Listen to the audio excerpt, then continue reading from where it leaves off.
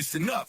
Y'all, it's the queen of automation, Nat and Darren, here to give you inspiration. Founders and business owners gather round. I'ma show you how to build systems that'll astound. Streamline your processes, no need for complicated. Hey there, fellow entrepreneurs. It's Megan, your queen of automation, and I've got something that'll revolutionize your business and your life. Digital Magic CRM. Imagine having all the tools you need in one place. No more juggling multiple platforms or relying on complex or make Zapier workflows. With Digital Magic CRM, you get powerful automated workflows, seamless email marketing, website integration, and more. It's truly a business in a box that saves you time, money, and helps you build the lifestyle you love.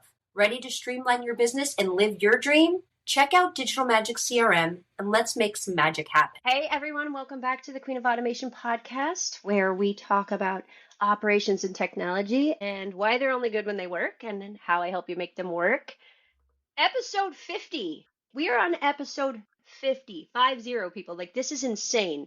So what better way to celebrate episode 50 than the two people who you've heard me talk about the most in the community, Brandbilt. Nat and Darren are here. The t-shirt guy and the hat guy who's not wearing a hat, but whatever. He had to break the mold somehow. Wow, guys, episode 50. This last year has been insane.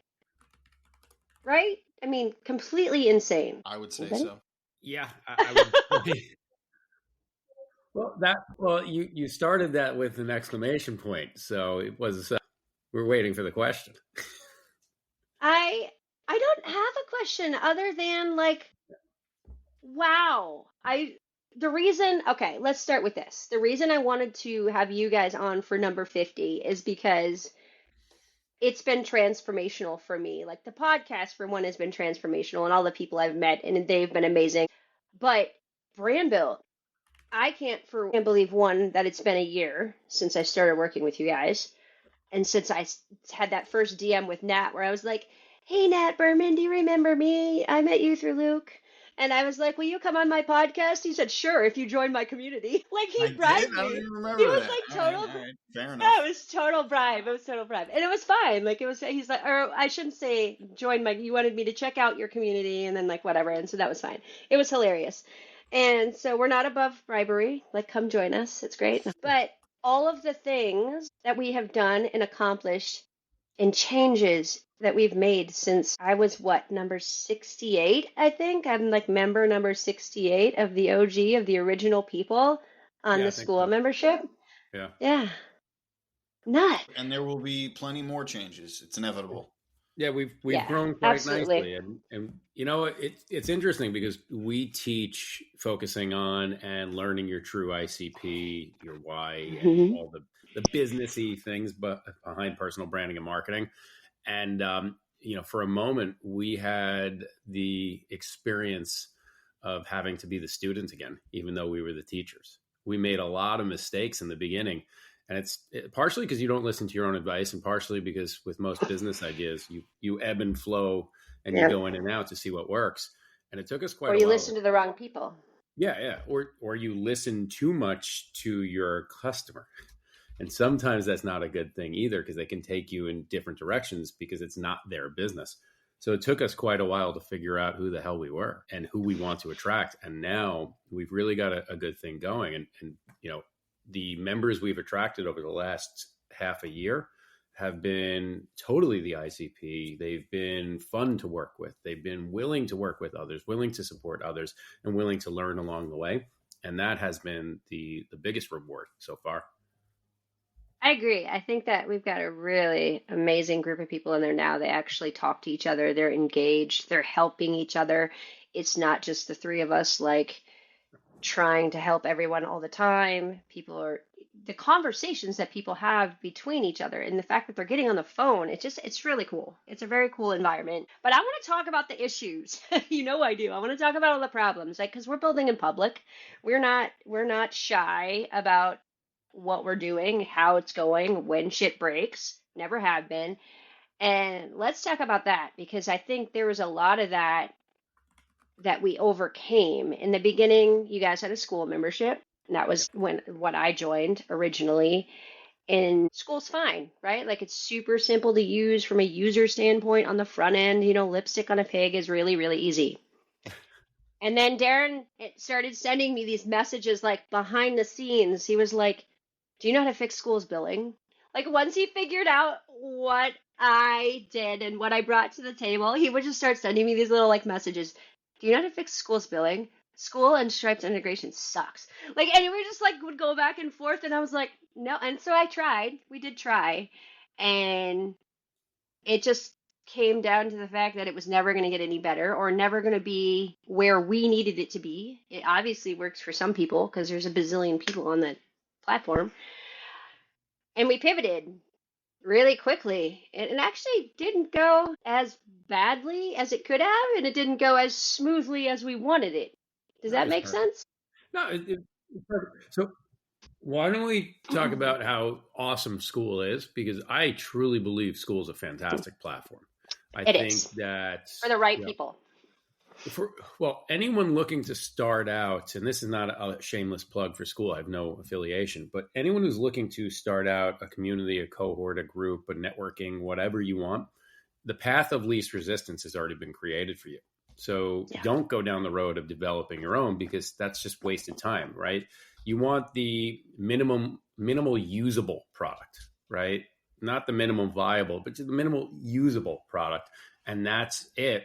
And you can customize to a certain extent. But the challenge there is when your community or group grows, you're stuck inside of their walls.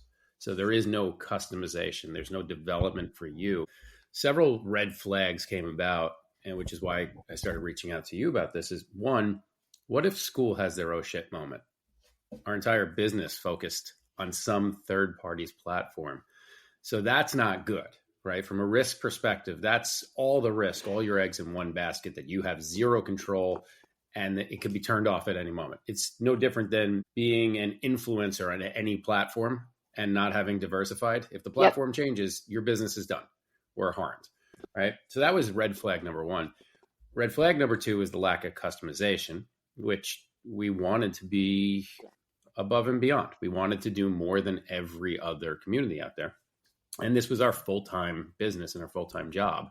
And if that's the case, then you treat it as such, de-risk and scale. And then the other thing that I noticed too is in the beginning, we started seeing a lot of churn. And I was able to pinpoint the fact that when you're given a lot of options, if you belong to a gym and there's 100 rooms with 100 personal trainers, it's really hard for you to build loyalty to one because you want to test all of the others. So what I was noticing is we were in this gym called school, and some of our members were leaving to go to other competing school groups or communities. And we were able to see where they go because that's one of the features of school. When you join a community, the community leaders can see where you are and who you belong to. So that was a red flag. Once we migrated off, churn decreased pretty drastically because now we are on our own custom platform. It's built for us. Thank you to you.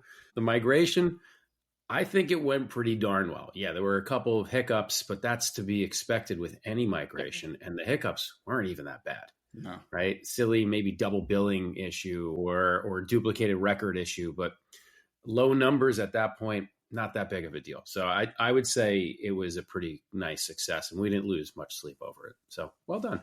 Yeah. It was, yay us.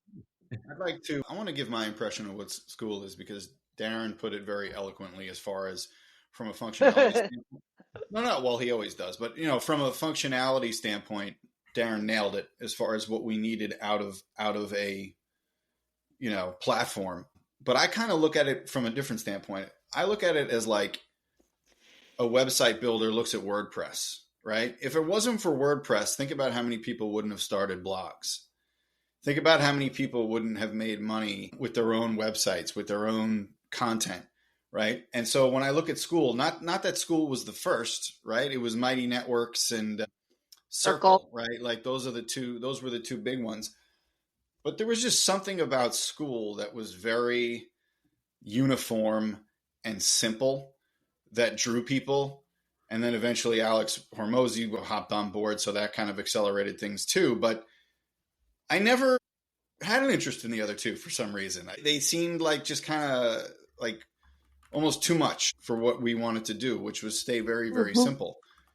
And so I look at school in the very same light as I would look at a WordPress, which is like people have kind of moved on from WordPress. They're using other different platforms that are probably easier, more accelerated, faster. But that's kind of how I look at school, right? It's like, and what we're on right now is GHL. It's only going to get faster. It's only going to improve. And who the hell knows where we'll be, 4 or 5 years from now. But if it wasn't for school, we wouldn't be talking right now. That's the crazy thing. Darren and I, we put up a community in like 5 minutes, literally. And we basically just slapped this thing together. And I wish more people would start businesses that way, where it's like we just ran. It's like, all right, we don't know what the hell we're doing, but who cares? Like, let's just see where it goes. And well, it's the work smarter, not harder. It's the path of least resistance. So it's like Uber. If you wanted to drive people around and start your own taxi company and apply for all the permits and the regulations and all that, you could do it, but it'll take you a hell of a lot longer and way more expensive versus just joining Lyft or Uber, having their marketing, their branding, their app. Yes, you have to give up a hefty percentage of revenue, but you'd give up a lot more if you started it from scratch yourself. Right. So I think just the fees alone. or the circles are great for getting your concept proven, launch, and then you can start customizing your own way. Now, I feel the opposite about a CRM platform. I absolutely feel that every startup founder, every entrepreneur, every business needs a really quality CRM from the beginning, not just a spreadsheet, not just a notepad, but the right CRM. Because once you start getting going, migrating a CRM is a huge undertaking, huge distraction, can simply put you out of business. Start with the best one that money can afford. Now, when it comes to a networking platform, that one you can kind of take the little bit of the easier road, because if you do a great job building loyal clients and loyal members, they're going to follow you wherever you go. We had a really, really good following at that point. And even the hiccups that we went through when we migrated, like you said earlier, they weren't big enough that anybody was going to leave us. And there were a few people that did, and they were okay because they weren't going to be long-term people anyway. They weren't going to be long-term members and the people who have migrated with us, that have been with us from the beginning and through the migration and are still with us now. I mean, those are the OGs, right? The people that are going to be there forever and ever, and they're brand loyalists, and that's really all we want. Yeah. So going back to what you said earlier about hiccups, there were so many things that we tried, which was funny because we were trying to get over the churn, and we did some really just stupid things, which I guess stupid's not the right word. We all three talked about it and agreed, yeah, let's try this. Why not? Right? We had a $49 membership for a while.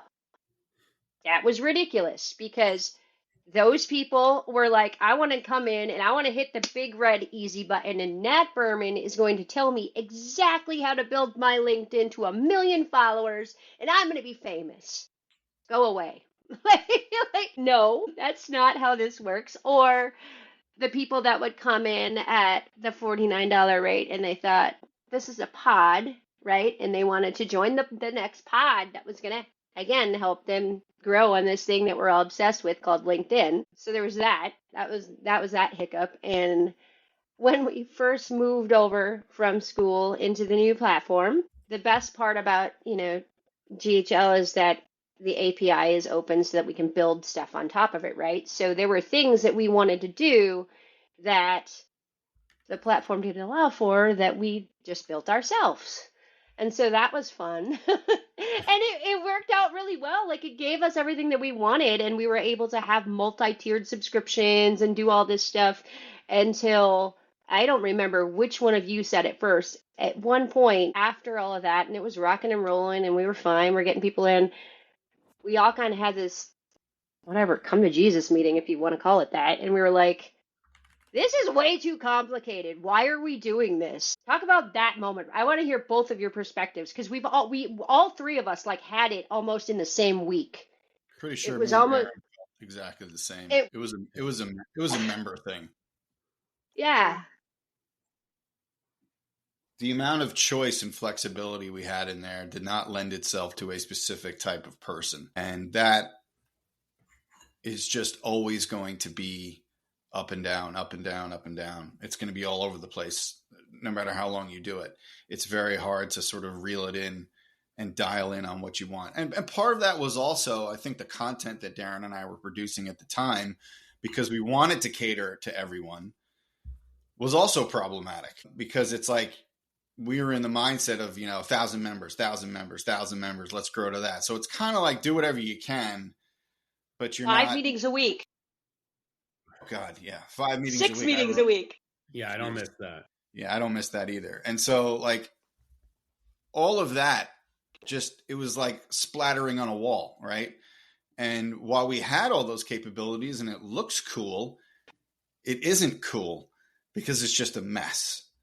And so It was exhausting. yeah. And I think it actually took some time, and it's still taking time. I'm still always trying to dial in on exactly who we're targeting, or although I think we're pretty dialed in at the moment, but it took some time to really just be like, all right, this is who we're targeting. This is who we're going after.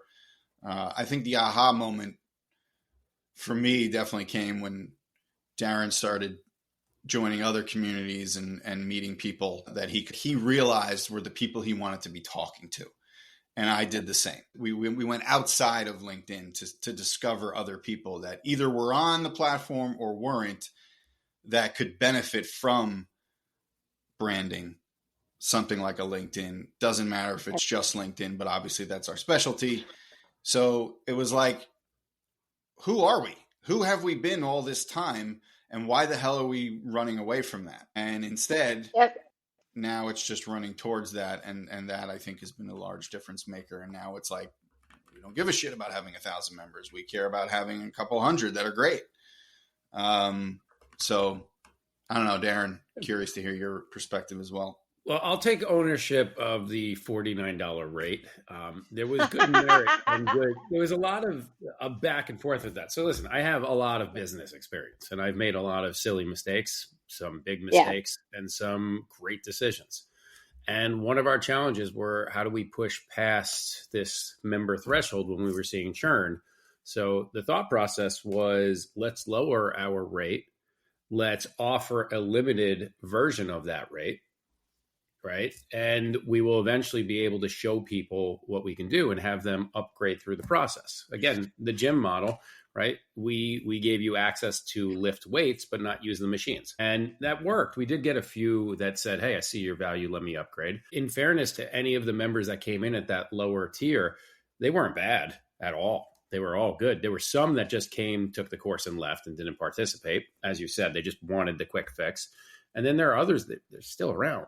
And they still participate and they still show up. And I don't have the heart to tell them, hey, listen, we need you to upgrade, because they're there. So, so be it. Merry Christmas. So sometimes we make bad decisions that don't work. And that's one of them that didn't really work for us. We were taken off the ball in that case.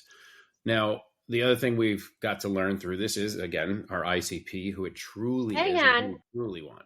Hang on, before you move on, I want to jump in there because I don't think we were taken off the ball. I think it was something that needed to happen.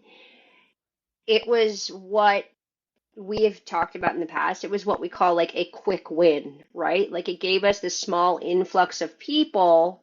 Dopamine. It did give us that quick win. Yeah, right. It was like a business dopamine hit. Yeah. Right. And then unfortunately, it wasn't the right dopamine. It wasn't the right, like, oh, look, we've got this influx of members. Yay, us. And we got really excited. But it did give us the right dopamine from our internal perspective to think, now we know what we don't necessarily need or want. We don't have the capacity to help both really kind of newbie start, like this level and this level at the same time, at least not right now. Well, and so that was a huge win for us, I think. Well, to that point, that's kind of the setback we realized, is that The lower tier member needs just the same, if not even more, handholding and support than the higher tier member. Yep. And that's where you've heard me say this in some of our sessions. You don't negotiate your hourly rate if you're a professional service provider. You don't negotiate your rates, right? Because otherwise you're negotiating against yourself. You negotiate your time. Well, what do we do? Yep. The opposite. We were the shoemaker's kids, and it took these aha moments to kind of snap us out of it. Now, the one thing that we have been doing successfully is we are increasing our rate. And we have all noticed when we were originally at $100 per month, the members that we were speaking to that were hopping on our intros and our demos can barely afford $100 a month. So they were talking about the rate. When we increased to $195, all of a sudden those conversations became less about the rate and more about the value. What am I going to get? What am I going to get? And now that we've increased even further to $249, the conversations I'm having with prospective members are they get it, they need it, they want it, they see the value. No negotiation on rate. They just understand because the rate is the disqualifier or the qualifying factor. The rate will tell the $100 only person this is out for them and they can't afford it. It'll also take us upstream to the person that truly needs it, can afford it, and wants to realize the value. So that's what, the theme here that we're talking about is as we swim upstream, as we increase the rate, we get energized by a deeper level client, a deeper level member. And that helps grow us and improve us. And with each new member, it just energizes us even more and gives us the right dopamine rather than the quick dopamine. It's the longevity. Absolutely. These people show up. They are ready to ask questions. They are ready to help. And like we said earlier at the top of the hour, they're ready to help each other also. So they're here. They're showing up to talk to Darren and Nat and sometimes me. But they're showing up not only with questions for you guys, but questions to help the other people out that maybe quite aren't at their level yet. And it's really cool when that happens, to watch that happen too, to watch other members like give their advice and their experience. And now it is truly a community for people who are founders and small business owners who are feeling lonely at the top and feeling stuck. And those are the conversations we're having. I think the big pivot was when we made the pivot from, okay, we are not just about LinkedIn. LinkedIn is this thing that we use. It's a tool. And we made that pivot into like, here's how to help your life and your business. Like you're building a lifestyle. You're not here to build a job and a business. You're here to build a lifestyle that you actually like. And as soon as that pivot was made, it was like, boom, your content, both of you, your content got better. The way you were speaking to the group got better. Nat, a while ago, I think the best thing that I saw in a change in content in you, Nat, and it was amazing. And I don't even think I know when the actual moment happened, but you just ripped off the kid gloves and started talking. I mean, you're always super open and transparent, right? Like this is how it is. But you started ripping off the kid gloves with our members and like the algorithm sucks, get over it. Like things like I have this amount of followers. You're not going to be able to do it like me. Listen to my actual words. This is how you have to do it, right?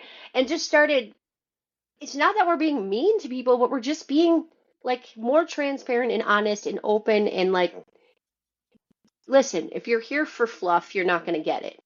If you're here for like, the cutesy little nicey stuff, that's not what we're about. We're here to actually make a difference in your business and your life.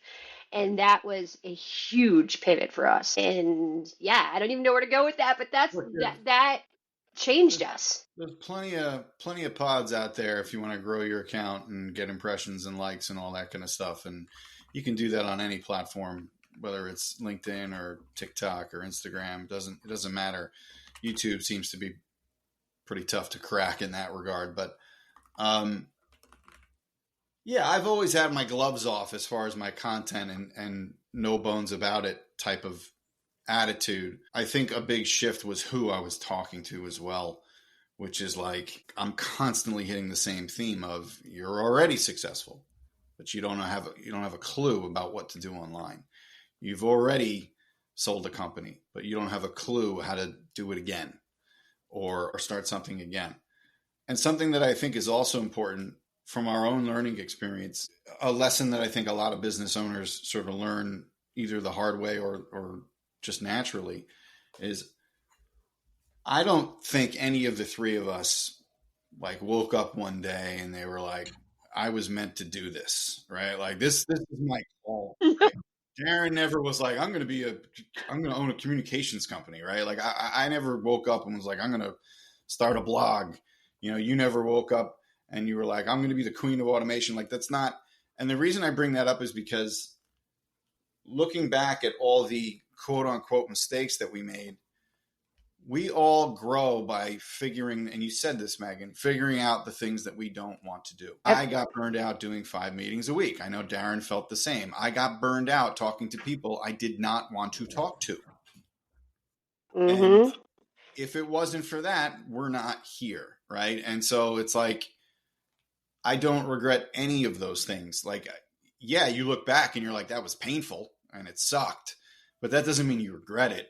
Because without But it was a blip, you know? Yeah, without growing through that, you don't see truly what you start to want or envision. And I still think we're going to iterate, and I still think we're going to keep getting closer because we don't even know what this sort of new batch of members and business and all that. We don't even know how that's going to narrow down. And that will give us an even greater idea of a person that we may want to talk to. So I think all of us have gotten a little bit more clear. And it's, quite frankly, it's scary to do that. It's not the easiest thing in the world. Yeah. I've been through my own metamorphosis on LinkedIn, just given the platform has really, really changed. Reach kind of sucks now, and it's going to be really fun this summer when it's like completely dead. But a big shift that I had was I started looking at creators that I knew were true business people.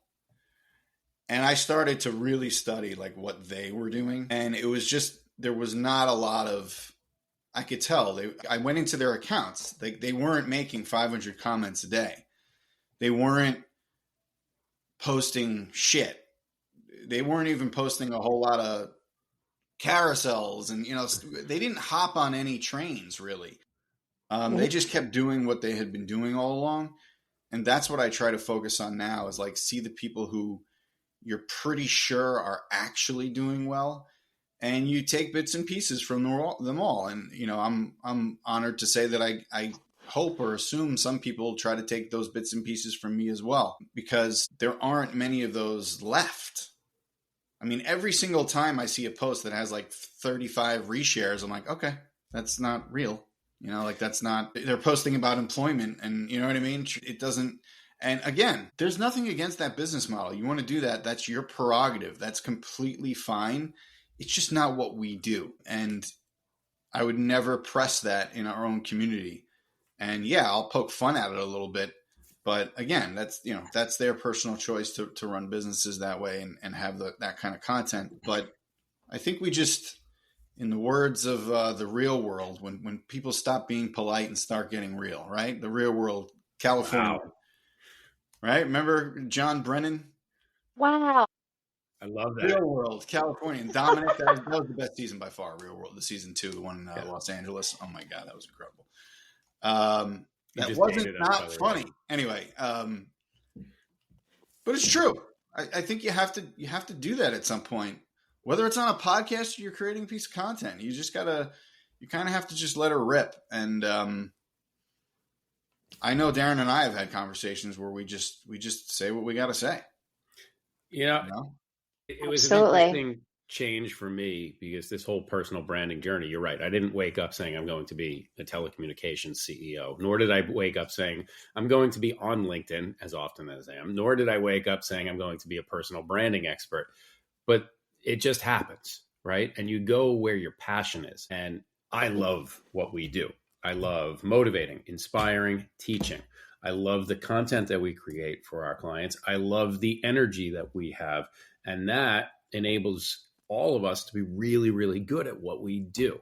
It doesn't matter if you grew up saying, I want to do this for a living or not. It's just, it works because you live in that. And, what got me the aha moment was when I learned to be unapologetically me. And when you can merge the business and the life into just who you are as a person, that's when a personal brand really takes off and people gravitate towards it. And you guys have heard me say this before. It's the coolest person you ever met. They don't try very hard. They're unapologetically them. Their style, their look, their demeanor, everything about them is who they are authentically. They don't try or over try. They're just them. And that coolness is confidence and vice versa. And that's essentially, when we're building brands, that's what we are doing. And that passion is there. And if that passion is there, you will find success. And where people get it right, you see the successful people on any social media platform. They're cool. They're confident. They are them. And then you see the duds. They're trying to be something they're not. And those moments came to me over the past few years. And that's, I guess, why we're doing what we're doing. It's just confidence. It's crazy how that one mindset shift changes your entire world. Like, as soon as you start to realize, just be you, like, do you no matter what, and as soon as I just kind of, leaned into the Queen of Automation, leaned into ADHD, leaned into, like, it just kind of took off, and I get to meet more people like yourselves. And that's how, I met you. That's how I met all of these people that I consider my inner circle, because I gave up trying to play the game, the LinkedIn game, the social media game. Like, it's stupid. Why?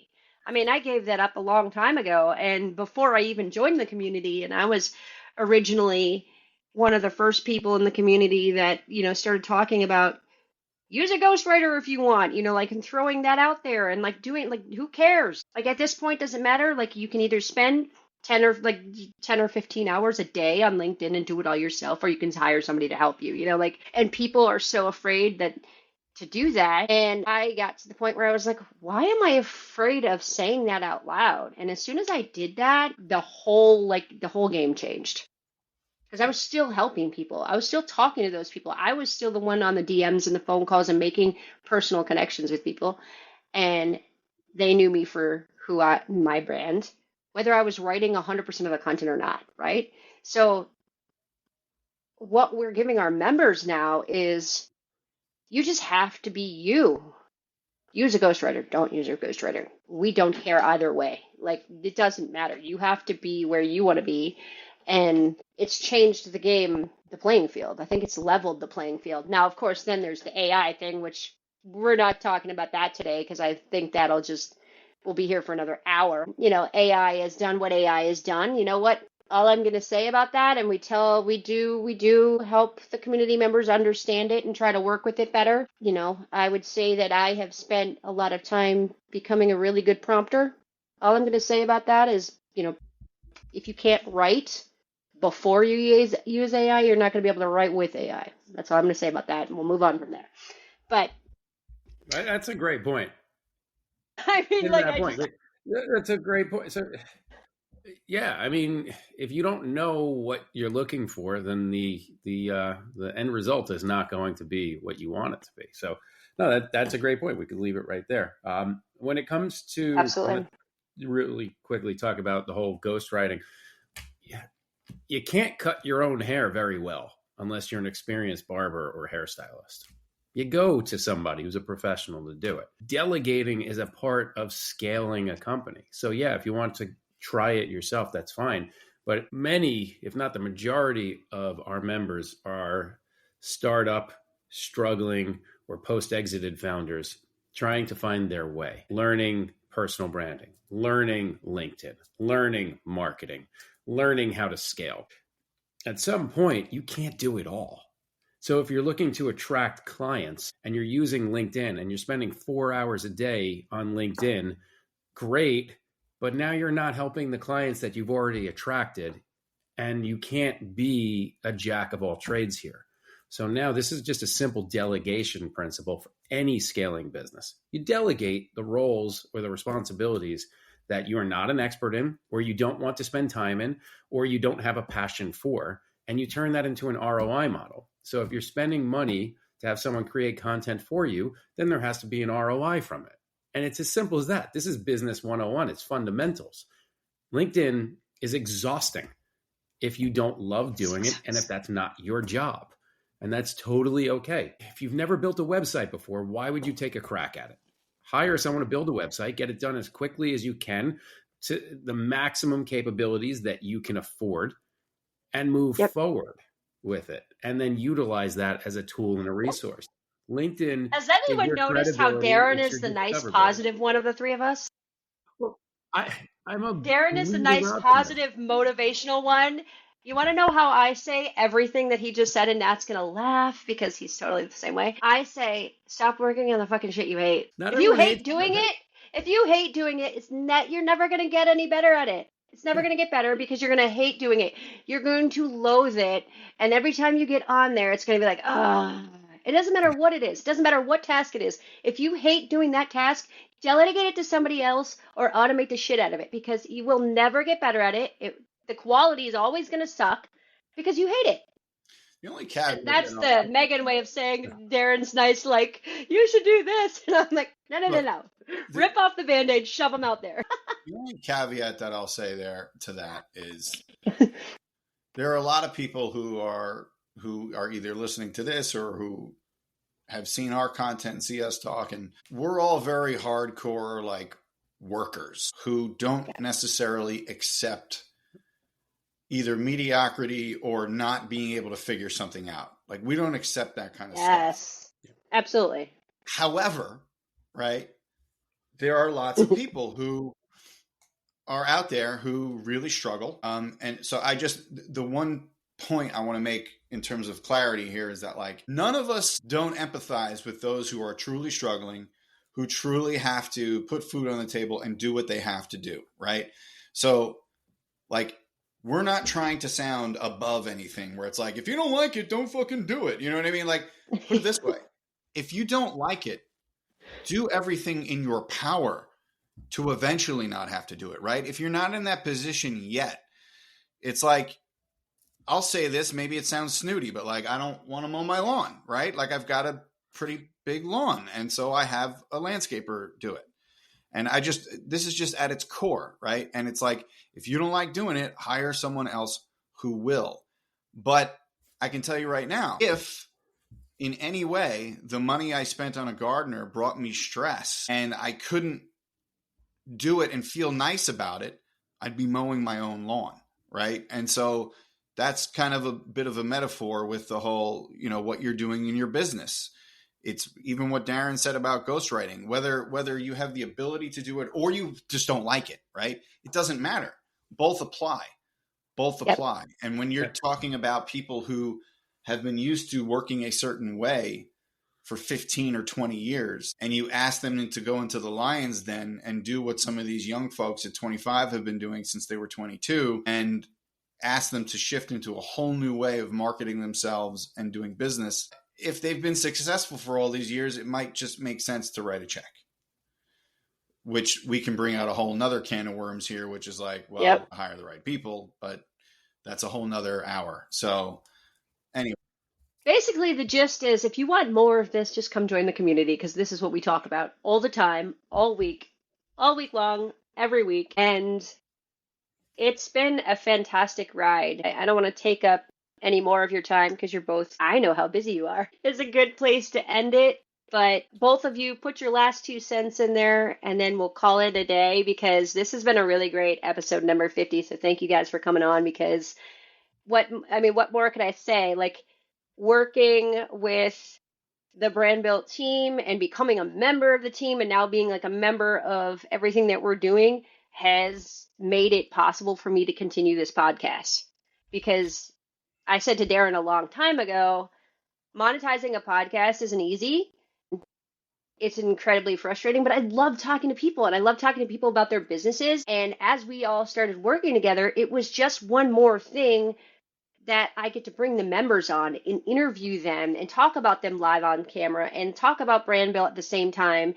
And they get another channel to advertise, if you will, what their service is, what their product is, and they get the opportunity to talk about their business. And they love it. They love talking about Brandbilt. They love talking about their business. And it's been a really useful tool that way. So thank you for all of that. And thank you for number 50. This is number 50. This is insane to me. I can't believe I done this 50 times. Like, what was I thinking? Well, it's been a fun ride so far. We've got a long way to go, right? We are truly only beginning here. We'll say that I am motivated by our community. And that's what keeps my interest and my excitement. I am motivated by the level of member that we have. I am motivated by the fact that there haven't been very many, if any, stupid questions, right? And people are engaging inside of the community, and they are actively working towards getting to know each other. And when you get to know people, you like them, you trust them. We've heard that before, but you end up working with them and you end up becoming remembered. And how many times have you networked with someone where they say, oh, let me bring this person in, and it turns into an opportunity? And that is what we are seeing, is so many opportunities being created through our community. So many relationships, so many meetups. People are sending us pictures that they're meeting up. It is fantastic. And I am very much looking forward to continuing this as we continue to evolve, take on new services, bring in new members, and continue to scale. It's going to be awesome. And I agree with Nat. I don't want to mow my lawn, but I will do the hedges. So that's fun. I will do that. One is a routine chore, one is not. But I want to add to this point, though, is these are the life goals. So you've heard me say this in the beginning. When you're starting a company, don't make revenue goals. It makes no sense to make revenue goals. Make milestone goals. So you don't want to mow your lawn. Make enough, earn enough, create enough so you can afford to never have to mow your lawn again, because that takes away from your working time. And have an exit strategy. Have a date that you want to stop mowing your lawn. Now, that's exactly. That's kind of a jokeable scenario there. But if that really is a point of pain, for every moment you don't have to mow your lawn is more moments that you can create or earn or do something that you do want to do. So life experiences should be more of the goal, especially in the early stages of a business. And that's what I got. Yeah. 100%. I will say that as far as I'm a lone wolf, I've always been a lone wolf. I've worked for recruiting companies and couldn't stand it. You guys have seen my about section on my LinkedIn profile. I never wanted a boss. I bring that up because, like, for the first time in a long time, and we had a recent thing that you guys will definitely know, which is like, I'm not dealing with this person. But what I'm getting at here is there really is something to be said about working with the right people and actually being able to lean on someone that I really, really appreciate from not only the two of you, but the other person on this call, who is Andrea. I don't trust many people. I just don't. Probably because of a lot of business experience and people who just don't freaking follow up on their word and who have zero integrity. And it's just the way it is. Most people in life are like that. But when you can find 1, 2, 3 people who you A, really, really trust, but B, can seriously lean on, that's a big deal. I've leaned on Darren many, many times, almost in a way where it's like not even nice, where it's just like, you deal with it. You know what I mean? Or you know what I mean? Or like, Megan, can you handle that? Or, but like we do it in a way that's very in sync because we're starting to get to know each other very well. And it's like, well, actually, Darren isn't right for that. Nat isn't right for that, and we've really leaned into our roles. Yes. We really have. And so that to me can only get stronger. And as we continue to grow, we'll very slowly maybe bring on another person who can fit into that, the spoke in the wheel or whatever. But for me, I never thought I would be part of like a team ever again in terms of my whole entire work experience. So it's been pretty cool, I have to say. Teamwork makes the dream work. When you find the right people, it just gels. Yes. Right? It's not to say that partnerships, they're like marriages, sometimes even more intense because you're relying solely on running a business and all of the pain and struggles with that. But when you do find the right partners and you put your ego to the side and realize that you don't know it all, you can't know it all, you won't know it all, then everything does come together and it does work out well. And that's why we've been in business for almost 2 years now. doing Brandbilt. We've been through the ups and downs. We've scaled up. We've had churn backwards. We've added new products and services. We lost products and services. Works. And when it works, you can really feel it. And it's a good vibe. That is a perfect place to end this because I love you guys. Operations. Someone had to say it. I love Someone you had to guys. say it. Someone had to say it, right? I mean, I I do. figured Megan would eventually. She said it enough in the chats, but I like, come do. on.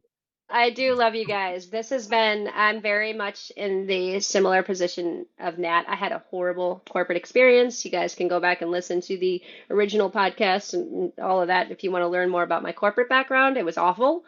Being a woman in technology and I'm not playing the woman card. Anybody who knows me knows that I do not like play that card. Like that's not my, I don't do that.